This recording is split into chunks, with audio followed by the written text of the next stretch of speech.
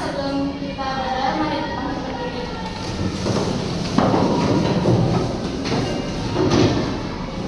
Sebelum kita memulai pelajaran pada hari ini, mari kita berdoa. Tuhan Yesus, terima kasih sudah mengumpulkan kami di sini. Kami berdoa untuk belajar Tuhan. Kami semoga pelajaran hari ini yang diadakan ini masuk ke otak kami agar kami bisa memahami pelajaran tersebut. Terima kasih ya Tuhan karena kami sudah berdoa. Amin. Silakan duduk. Terima kasih Grace. Baik anak-anak, sebelum kita masuk ke pelajaran, hari ini kita mau ice breaking dulu ya. Nanti kalau Miss Murni bilang pohon kelapa, semua berdiri dan badannya digoyang-goyang. Kalau bunga matahari, semua begini dan diputar. Siap? Siap. Oke, coba semuanya berdiri. Pohon kelapa. Goyang-goyang. Pohon kelapanya mana? Iya, bunga matahari. Diputar. Oke, silakan duduk. Anak-anak, di sini Miss Murni punya gambar, ya. Coba perhatikan. Menurut kamu ini gambar apa? Gambar alam ya. Indah nggak? Indah. Lanjut. Ini gambar apa? Sungai. Hah? Sungai. Air terjun, ya. Air terjun. Terus ini putar-putar. Indah ya. Coba kamu bayangkan kalau kamu ada di sana. Pasti sejuk sekali. Kemudian gambar apa ini? Sawahnya indah ya. Ya. Kemudian Miss Murni juga punya gambar ini. Gambar apa? Desa. Hah? Suasana desa. Bagus ya? Tapi ini juga ada gambar. Perhatikan ya. Gambar apa ini? Kerusakan. Hah? Kerusakan. Polusi ya? Polusi bener ya? Polusi apa? Ya, kemudian apa? Banjir. Hah? Iya, banjir. Terjadi banjir. Kemudian Sampah. sampah dan terakhir gambar apa? Kebakaran hutan. Baik, anak-anak, apa yang bisa kita lakukan untuk menjaga alam yang Tuhan sudah ciptakan? Menurut kalian, apa yang harus kita lakukan untuk menjaga alam ini? Daryl, boleh? Tidak membuang sampah sembarangan. Apa lagi? Hah? Apa Samuel? Melakukan reboisasi. Melakukan reboisasi. Nah, itu adalah salah satu cara merawat alam yang Tuhan sudah ciptakan. Hari ini kita akan belajar tentang tanggung jawab manusia memelihara alam. Semua bawa Alkitab? Sekarang kita akan membuka Alkitab dari Kejadian pasal 2 ayat 15. Kelompok 1 boleh membukanya. Kemudian Mazmur 104 ayat 24 sampai 30 kelompok 2. Dan Ayub pasal 38 ayat 1 sampai 41. Nah, dari Alkitab itu kamu boleh renungkan terlebih dahulu apa yang Tuhan katakan di dalam firman Tuhan. Nah, renungkan, kemudian mari kita membahas makna dari ayat yang tadi dan mengaitkannya dengan isu lingkungan sekarang. Ya, ini akan diskusi kelompok. Boleh silakan diskusi dari ayat tersebut, silakan.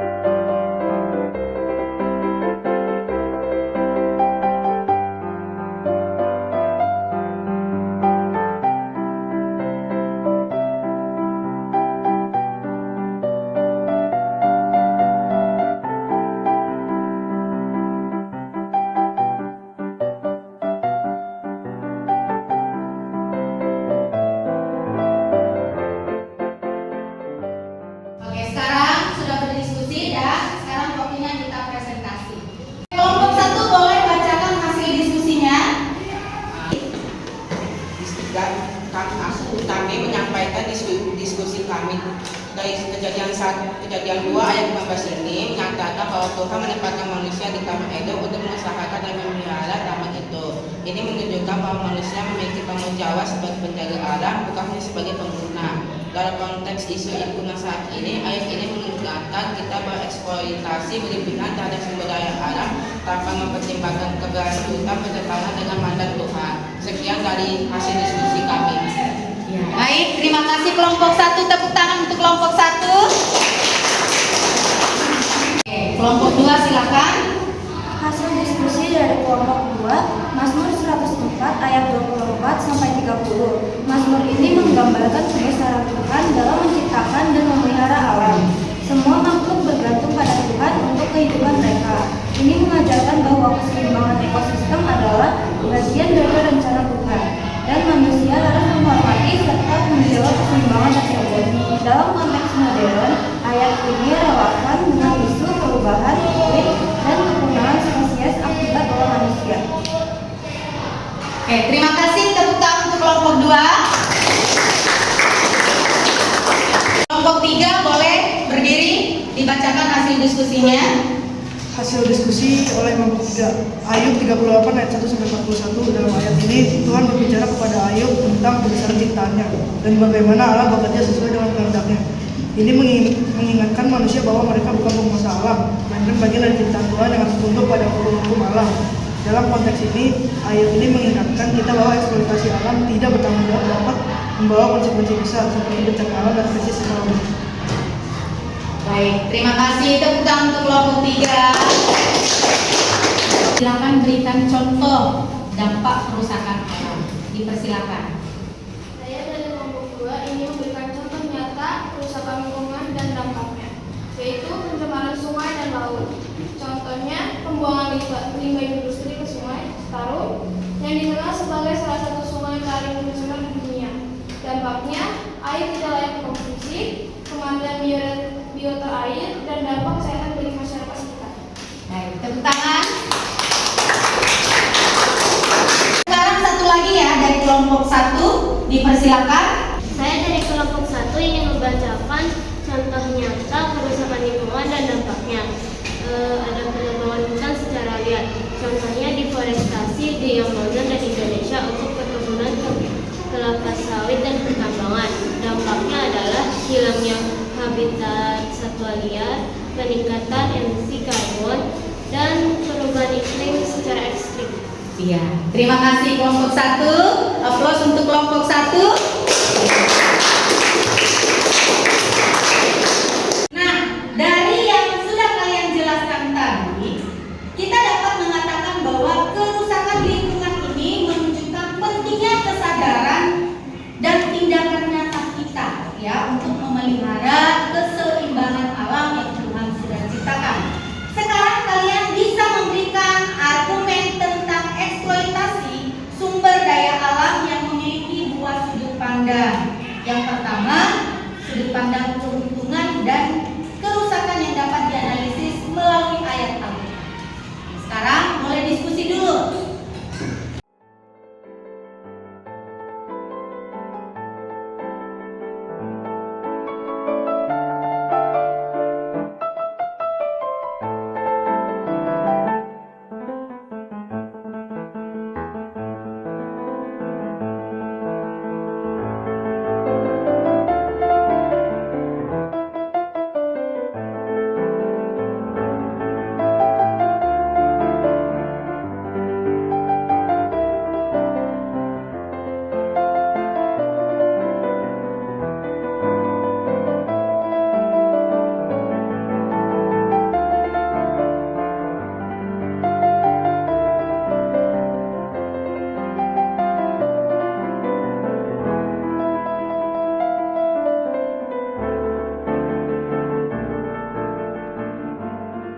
Kelompok 1 boleh dibacakan hasil diskusinya tentang keuntungan dan kerusakan alam.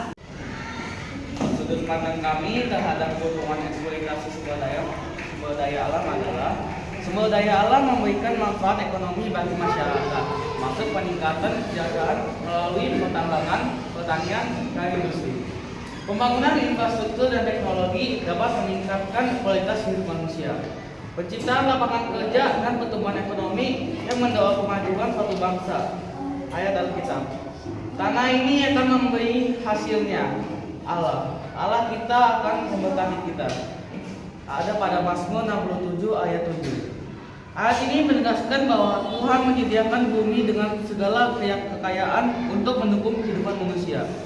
Prinsip keberlanjutan kami, pemanfaatan sumber daya alam yang bertanggung jawab seperti penggunaan energi terbarukan dan praktik pertanian berkelanjutan, inovasi dan teknologi ramah lingkungan untuk mengurangi dampak negatif eksploitasi. Iya, terima kasih, tepuk tangan.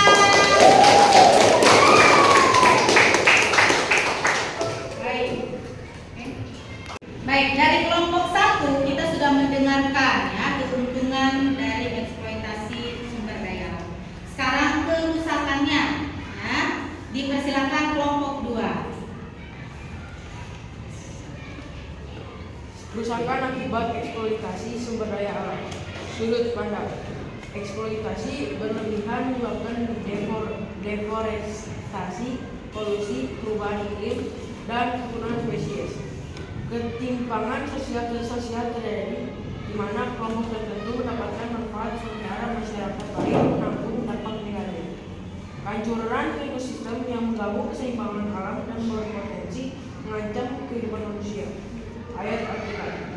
Tuhan Allah mengambil manusia itu akan menempatkannya dalam Taman Eden untuk mengusahakan dan memelihara taman. Kejadian 2 ayat 15 menunjukkan bahwa manusia bertanggung jawab untuk merawat dan menjaga keseimbangan alam dan merusaknya. Kelompok 2, tepuk tangan.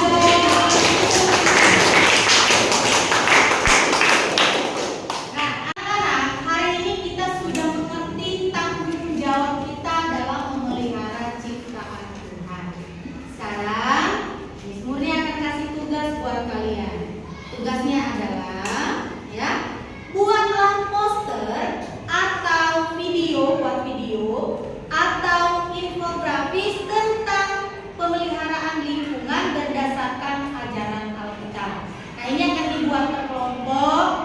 Kita bertemu minggu depan kita akan presentasi atau kumpulkan posternya. Ya, mengerti?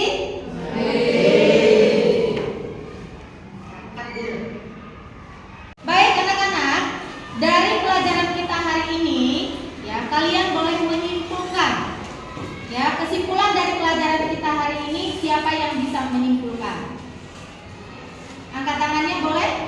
Iya, Samuel, boleh. Silakan Samuel. Kesimpulan dari pelajaran kita hari ini.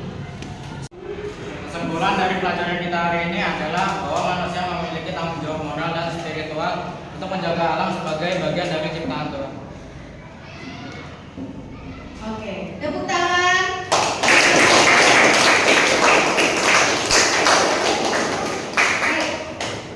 Baik, anak-anak, sebagai kata motivasi dari saya hari ini, dengarkan baik-baik. Seperti tetesan air yang akhirnya bisa membentuk sungai, tindakan kecil yang kita lakukan setiap hari bisa membawa perubahan besar bagi bumi. Tuhan telah mempercayakan dunia ini kepada siapa? Kepada kita. Dan melalui langkah-langkah kecil, kita bisa menunjukkan rasa syukur atas ciptaannya. Jadi, janganlah pernah meremehkan hal kecil. Apapun yang kita lakukan dengan cinta dan tanggung jawab, pasti membawa dampak baik bagi alam dan kehidupan. Kita akhiri pelajaran kita hari ini. Terima kasih untuk kerjasamanya. Sampai ketemu minggu depan. Silakan ditutup dengan doa oleh Grace.